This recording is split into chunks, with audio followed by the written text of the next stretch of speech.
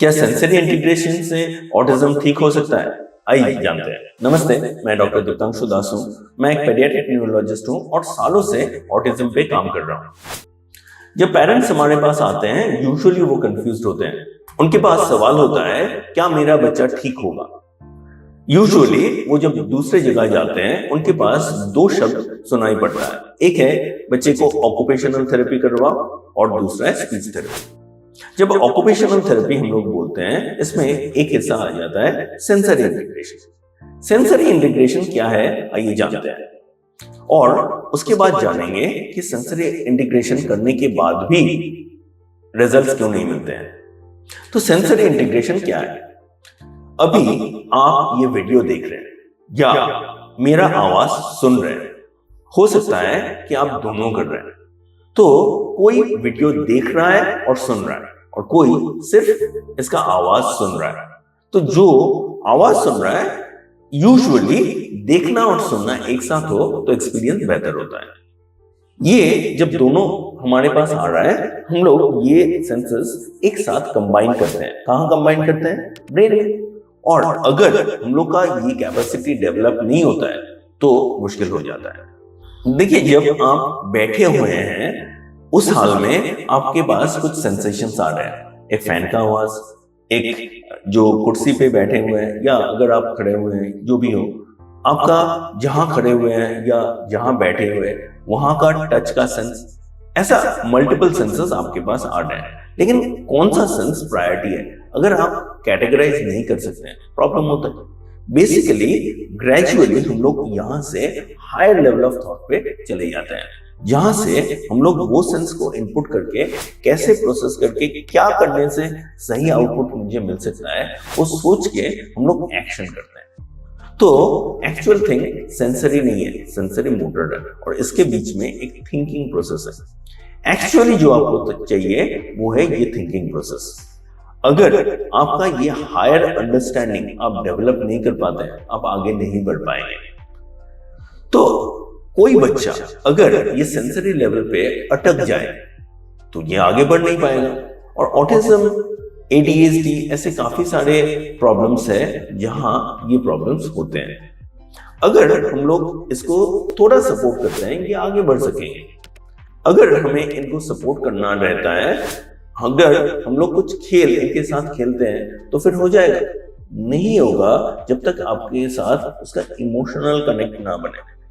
तो first thing होता है ये इमोशनल कनेक्ट।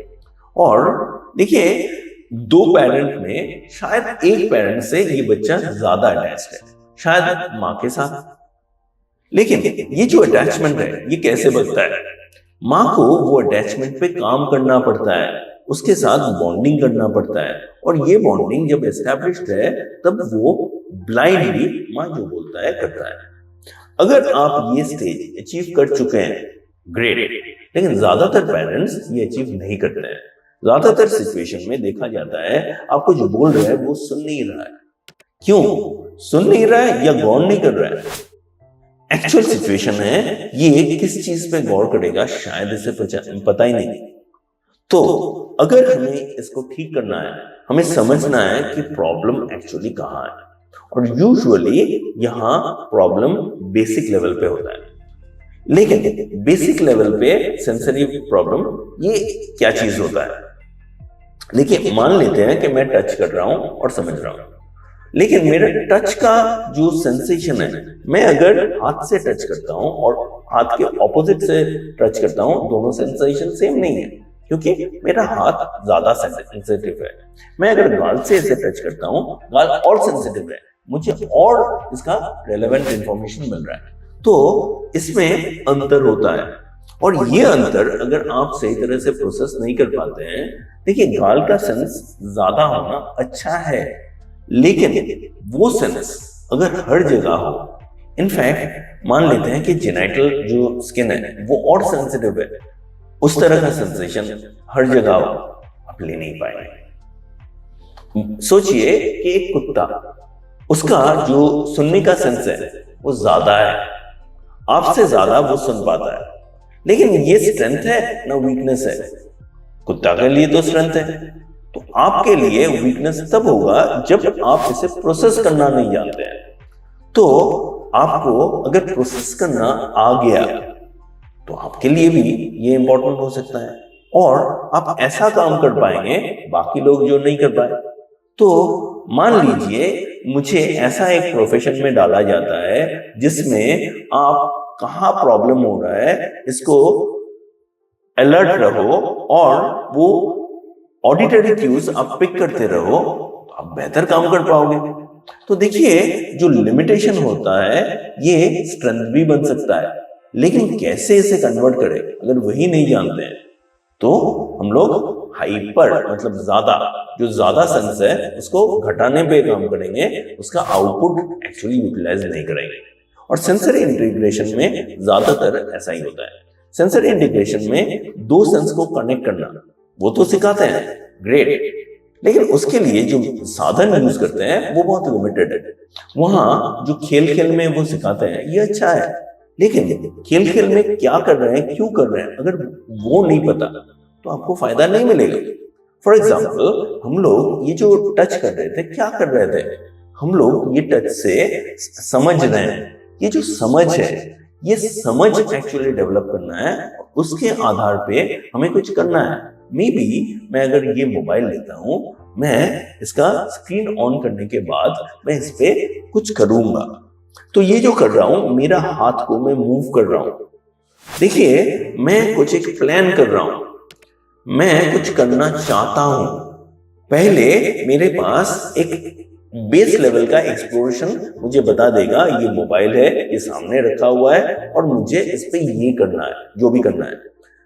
तो मैं क्लियरली आर्टिकुलेट करूंगा मेरा थॉट को, मुझे ये करना है और फिर मैं हाथ आगे बढ़ाऊंगा। लेकिन अगर आपका यहां है और अगर आपका यहां है, दोनों में मैं सेम जगह हाथ नहीं बढ़ाऊंगा। तो जस्ट आप ये सोचिए कि अगर आप कुछ एग्जीक्यूट कर रहे हैं, आपका सेंसेस को आप इंटीग्रेट करके फाइनल आउटपुट दे रहे हैं। लेकिन यहाँ और एक चीज है, अगर मैं अभी मोबाइल के बारे में बोल रहा हूँ क्योंकि ये मेरे सामने है, दूसरा कुछ रहता तो शायद वो चीज लेके बात करते हैं। तो अगर मेरा ये मोबाइल के साथ अटैचमेंट है और मुझे पता है इससे क्या किया जाता है, मैं वैसा करूंगा। देखिए अभी मेरे सामने ये पेन भी है, लेकिन मैं इसके साथ इंटरेक्ट नहीं कर रहा हूं। क्यों? अभी मैं इसको यूटिलाइज करने का नहीं सोच रहा हूं। तो अगर मुझे समझ ही नहीं आता है कि ये पेन है और इसको क्या करते हैं, एक बार। दूसरा है मैं कॉन्शियसली भाई अभी मुझे मोबाइल पे काम करना है, मुझे अभी पेन नहीं चाहिए, जब लिखना होगा मैं ले लूंगा। तो ये जो चीज है मैं सोच रहा हूं ये हायर थॉट प्रोसेस है। और अगर हम लोग हायर थॉट प्रोसेस पे काम नहीं करेंगे, बच्चे को क्लियरली सोचने में हम लोग एम्पावर नहीं करेंगे ताकि वो सोच पाए उसे क्या चाहिए। देखिए हम लोग बच्चे को डिसेबल बना रहे हैं। क्यों? यूजुअली जो सो कॉल्ड नॉर्मल पीपल है, जो न्यूरोटिपिकल है, ये स्टैंडर्ड्स वो सेट करते हैं और वहां जाके हम लोग जिसे नॉर्मल समझते हैं हम लोग उसको उठा लेते हैं। लेकिन प्रैक्टिकली प्रॉब्लम दूसरी जगह है। मैं आपको ये कुत्ते का सेंस के बारे में बोला, ये सेंस आप कैसे यूटिलाइज करेंगे? जो वो सेंस एक्चुअली नहीं रखता है वो समझ नहीं पाएगा। उसको मैनिपुलेट करके क्या हो सकता है, जब तक ये नॉर्मल तक आके बाकी को आउट परफॉर्म न करे ये बोल नहीं पाएगा। तब तक जो सो कॉल्ड नॉर्मल है ये लोग बेंचमार्क सेट करेंगे, गलत बेंचमार्क सेट करेंगे और जिनको ये एक्चुअल प्रॉब्लम है वहां रिस्पॉन्स नहीं आएगा। मैं अगर खुद के बारे में बोलूं, मैं न्यूरोटिपिकल नहीं हूं, लेकिन मैं न्यूरोटिपिकल का लेवल तक पहुंचा हूं। मैं उसी तरह से न्यूरोडाइवर्स हूं जिस तरह से ऑटिज्म और एडीएचडी के बच्चे हैं। इनफैक्ट ये लक्षण मुझ में एक टाइम में थे, लेकिन मैं आपको आउटपुट दे पा रहा हूं। तो मुझे पता है व्हाट वर्क्स व्हाट डजंट। चारों तरफ लोग एक लिमिटेड थॉट को लेके काम कर रहे हैं और वहां जो बॉन्डिंग पार्ट है, जो आपके साथ अटैचमेंट है, इस पे ये लोग काम नहीं करते हैं। और अगर इस पे काम नहीं करेंगे आउटपुट नहीं मिलेगा।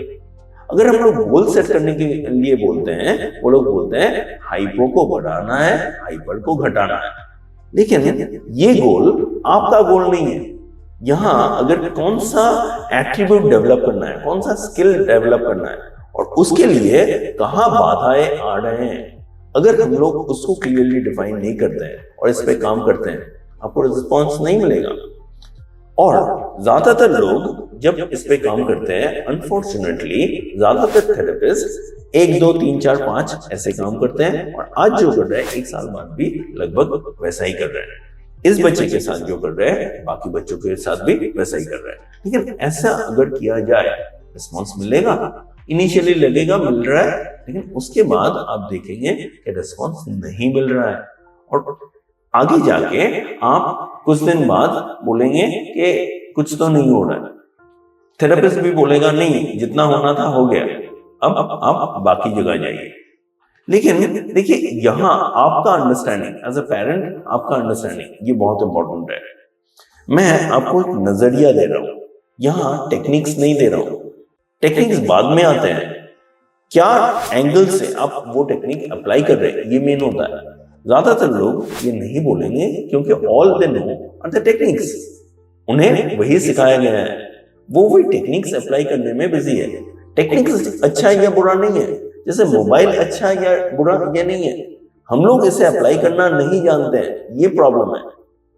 मोबाइल में अच्छाइयां है, मोबाइल का कुछ अच्छाई ज्यादा अच्छा है जो हम लोग ले नहीं पाए हैं और वहां हम लोग इसके साथ अटैच हो गए हैं।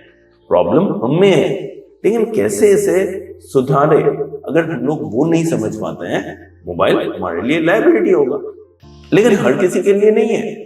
तो जैसे आप ये सोचिए कि जब हम लोग सेंसरी इंटीग्रेशन के बारे में बोल रहे हैं, यहाँ बहुत कुछ हो सकता है, लेकिन ये उनका एम्बिट में नहीं है क्योंकि वो लिमिटेड कर दिए अपने सोच को। अगर इसको एक्सटेंड करते हैं, अगर बाकी अप्रोचेस के साथ कंबाइन करते हैं और अगर इसमें रिलेशनल फ्रेमवर्क डालते हैं, ये अलग लेवल पे जाएगा। हम लोग ऑलरेडी वो अलग लेवल पे आ चुके हैं, हम लोग ऑलरेडी उसे बहुत पेरेंट्स पे अप्लाई किए हैं और उनको फल भी मिला है। देखिए, यहाँ यूनिक कुछ नहीं है, कैसे आप क्या चीज को अप्लाई कर रहे हैं उस पर डिपेंड करेगा कैसा रेस्पॉन्स आपको मिल रहा है। तो सेम थिंग दूसरा जन करता है, आपको अच्छा रेस्पॉन्स आएगा। क्यों? यहां सोच बदल गया है, आपको पहले ये सोच बदलना है। तो आप जस्ट ऑक्यूपेशनल थेरेपी या सेंसरी इंटीग्रेशन करते जाएंगे नहीं होगा। आप देखेंगे कि माँ के साथ बॉन्डिंग ज्यादा है, पिताजी के साथ उतना नहीं है। उस हाल में जब माँ काम कर रहे हैं, रिस्पॉन्स ज्यादा मिल रहा है। एक्चुअली माँ काम भी नहीं कर रहे हैं, बच्चे के साथ खेल रहे हैं और बच्चा वो खेल को एक्सप्लोर करके सीख रहा है। एक्सप्लोरेटेड लर्निंग तक आप पहुंच गए हैं, लेकिन ज्यादातर सिचुएशन में ऐसा नहीं होता है। आप अगर ये एक्सप्लोरेटेड लर्निंग बढ़ा सकते हैं, आपका काम हो जाएगा और ऑटिज्म हो, ADHD हो, जो भी हो, आपको फल मिलेगा। ये कॉम्प्लिकेटेड नहीं है, हम लोग कॉम्प्लिकेटेड किए हैं और इसका फल भी हम लोग भुगत रहे हैं। तो जस्ट आपको सोच बदलना पड़ेगा। बहुत कुछ बोला जा सकता है सेंसरी इंटीग्रेशन के बारे में। देखिए, मैं अपना पर्सनल व्यूज शेयर कर रहा हूं, मैं कहाँ चैलेंजेस फेस किया हूं और कैसे इसे सॉल्व कर सकता हूं, उसका नजरिया मैं आपको दे सकता हूं। वो नजरिया इनफैक्ट मेरे यहाँ पूरा टीम मिलके उसी पे काम करता है और हम लोग ये ऑक्यूपेशनल थेरेपी है, ये बिहेवियरल थेरेपी है, ये स्पीच थेरेपी है, ऐसा जो फाउंडेशन है इसको हटा दिया है। इनफैक्ट जब हम लोग किसी का सेंस पे काम कर रहे हैं, अगर उसके पास पूरा चीज अपील नहीं कर रहा है, वो रो रहा है, उसको रिफ्यूज कर रहा है, बच्चा नहीं सीखेगा। तो सिखाने के लिए आपको वहां बिहेवियरल अप्रोच लेना है। बिहेवियरल अप्रोच में सिर्फ बच्चे का जो ऑटोमेटिक प्रोग्रामिंग है इसे हम लोग कंसिडर करते हैं, लेकिन अगर रिलेशनल फ्रेमवर्क में जाते हैं, हम लोग रिलेशन के थ्रू कैसे इसको नेक्स्ट लेवल पे ले सकते हैं, वो भी ऑलरेडी एक्चुअली अवेलेबल है। लेकिन हम लोग जब एक के साथ दूसरे को कनेक्ट नहीं कर रहे हैं, बीच में आपको रिजल्ट्स नहीं मिल रहे हैं। आपको एक्चुअली तीनों का कॉम्बिनेशन चाहिए था। मैं आपको साइकिल देने के जगह कोई आपको एक चक्का दिया, कोई साइकिल का बॉडी दिया, कोई और कुछ पार्ट दिया, लेकिन ये लेके आप क्या करेंगे आपको समझ नहीं आ रहा है। इनफैक्ट उन्हें भी पता नहीं, क्योंकि वो लोग एक एक पार्ट ही बनाते हैं। तो कंबाइन करने लायक कोई है नहीं और आपको फल नहीं मिल रहा है। तो चक्का अच्छा है कि नहीं, बात की बात, कैसे आप पूरा चीज को आप इंटीग्रेट करते हैं, कैसे ये थेरेपिस्ट इंटीग्रेट करते हैं, वो मेन है। लेकिन वो आपको मिल नहीं रहा है।